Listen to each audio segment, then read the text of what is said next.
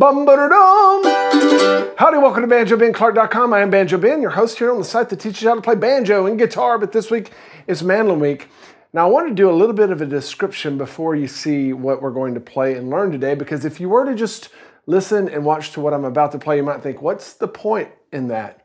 I don't know, or you might think it's cool, but I want to tell you the point because there's a big point. What I want to do today is show you how to get around on your neck when you're in what I call a root double stop position.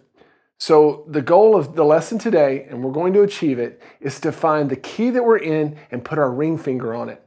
And then know how to go back and forth between the major chords, the most common chords that we're going to find in that key without ever having to move. What that means is you can always go to a place on the mandolin neck and have something to play, whether it's tremolo or fills or cross picking or whatever you want. So I want to explain the theory behind that today, and what you're about to hear is an exercise that drills it into your head, puts it there so that you can use it when you need it. Check it out.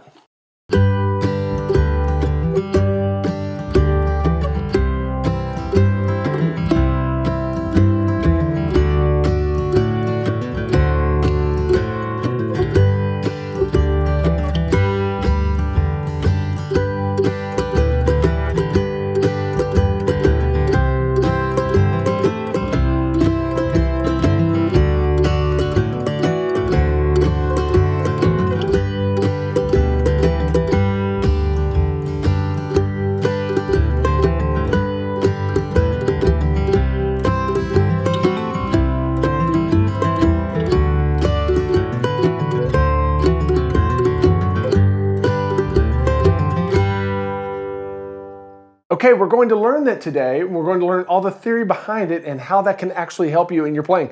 If you're watching on Facebook or YouTube here in a moment, I'll ask you to come over to the website, BanjoBenClark.com. You can join as a Gold Pick member, have access to this lesson and hundreds of others. If you're watching on the website, just scroll down to find the rest of the video segments, the tabs, and the Jam Track MP3s that you can practice along with.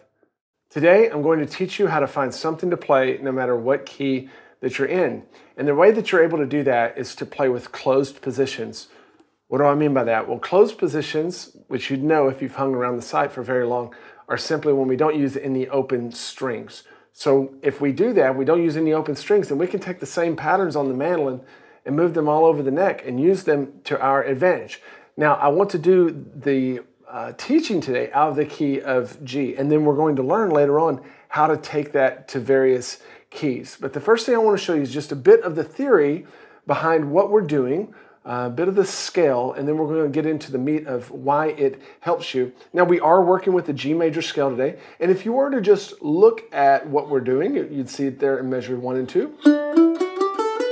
Now, I know that we're starting on a D note. Maybe you don't know that, maybe you do, but we're starting there because that's the position that we're going to be in, because we're going to place our ring finger on the note of the key that we're in. So if I were to find a G note, there's one right here on the 5th fret of our D string. And so if I were to play through a G major scale, that gets all the notes of the G major scale under our fingers. Now, if you want more work with the G major scale, I have a whole study on that. So I won't spend lots of time on what a G scale is. You can go there and find out. But if we reduce those notes down to just the ones that we're going to be able to cover, the major ones that we're going to be able to cover with our closed position, you would end up what we have in measures 3 and 4. Okay? And those are the notes that we want to concentrate on today. And all kinds of different combinations of playing those together. But I wanted you to see where they come from. They simply come from a G major scale that we have in measures 1 and 2. We're just taking out the open strings. Okay. So again, our ring finger is under a G note. So if we want to do whatever we're about to do in the key of A, we can just find an A note. Okay. If we wanted to do it in D, we just find a D note. There's one right there. Okay, now let's think about what kind of chords that we can make whenever we do these various double stop combinations. And what am I talking about when I say double stop? Well, I'm talking about playing 2 strings at once, or utilizing 2 strings at once. We don't always have to play them both at the same time. We can go back and forth between them, as we saw a little bit of the cross picking in the example. But what I want you to do is look at which chords are made whenever we use our ring finger over the root here, and then we switch up the note on top, what are we actually doing? Well, if we make that 5th fret and we combine with it the 2nd fret on the A string, you're simply making part of a G chord. At least that. You're actually doing some other things, but at least that. Matter of fact, we can get our G major chord triad notes by going 5, 2, 5, 2, 5. So if you play any combination of those, you're going to get a G chord. So if we play those two together, measure 5, there's a G chord. Now what happens if we keep our ring finger the same, but we just move up to the next note in the pattern on the 3rd fret? That's now a G and a C. That's going to make a C chord. Okay? So if you have a song that has a measure of G and goes to a measure of C, and you're doing some tremolo, you can go. And you're going to change chords with the song. Pretty cool, huh? Now if we keep walking that A string note up, we can walk it up to the 5th fret as well. So if you play a 5 and a 5, we have to bar the string to do that. Well again, you're playing 2 of the 3 notes in a G major chord. So we're back to a G. So what I want you to just think about is if I keep my ring finger down on the G note, on the root, and I just walk my next string up, 2, 3, 5, I'll go through the chords of the 1, 4, and the 1. In this case, in key of G, it's G, C, G. Okay, so now we can do the same thing if we just move our D string down 1 fret, just using that pattern again that we've already established in the chord, or in the scale that we learned before. So now if we bring this down to the 4th fret, and we play the 2nd fret above it, what chord do we have? Well, it's partial of lots of different chords, but if we're thinking about in the key of G major, we have either a B minor or also a G major 7. Okay, we don't use that tons in bluegrass officially, but we use it a lot, especially when we're adding color to songs and as we're moving chords, which we'll see in a moment. Now, if you keep that 4th fret down and you move from 2 up to 3, what do you have there? That's a D7 chord. Okay, so that 3rd fret up here is a C note. That's the 7th tone of a D. And if you walk that on up while keeping the 4th fret down here and go 4, 5, you have a D chord. So how I'd like for you to think about it is whenever you have this 4th fret down with your middle finger and you mess with the notes above it in that pattern, you're hovering over a D chord, okay? So if you kind of think about this whole line that we're looking at, if we keep our ring finger on the 5th fret, which is our root in this position, that's the key that we're in, and you mess with those top notes, you're messing around with the 1 chord, the G chord, the chord of the key that we're in.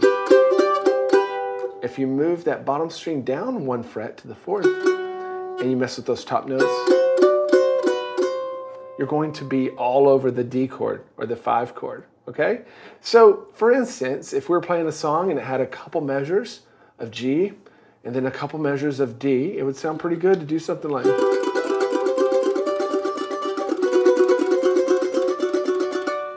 Hear how that works? Okay, so we changed chords with the key and offered some color commentary there. Now, what if we bring that string on down to the 2nd fret, the note that we started our pattern with? Remember our pattern? Well, if we start there and we bar to get that 2nd fret above it, what do we have there? We have an E minor chord, actually. Now, if we walk it up to the 3rd fret here, now we have a C chord.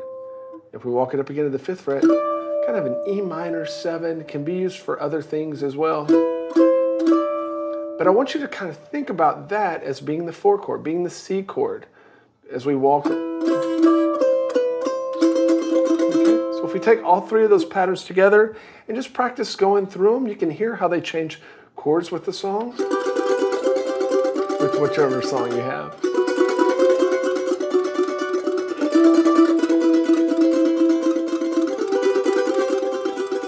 So that'd be one way for us to go through a 1, 5, 4, 1. Okay. Now there's some other chords that we can make as well, of course, because these are just 2 notes, and they can, you know, we're playing these double stops, so it's only 2 notes, and they can be partial chords of lots of different chords. But that same C chord would also work over an A minor. as part of our A minor chord as well as our C chord. Then this G chord here, measure 12, would also work over an E minor. And then also this C chord would work as an A minor 7 chord. Okay, so we're not limited to just G, C, and D. We've got other things as well. Okay, so now we need to put this into practice, right? I need to give you, because I don't want you to just think, I've got to memorize all these chord positions. No, you don't. I'm about to show you how you can think about it and put it into practice in real time, and then we'll actually do that with an exercise. Let's do that now.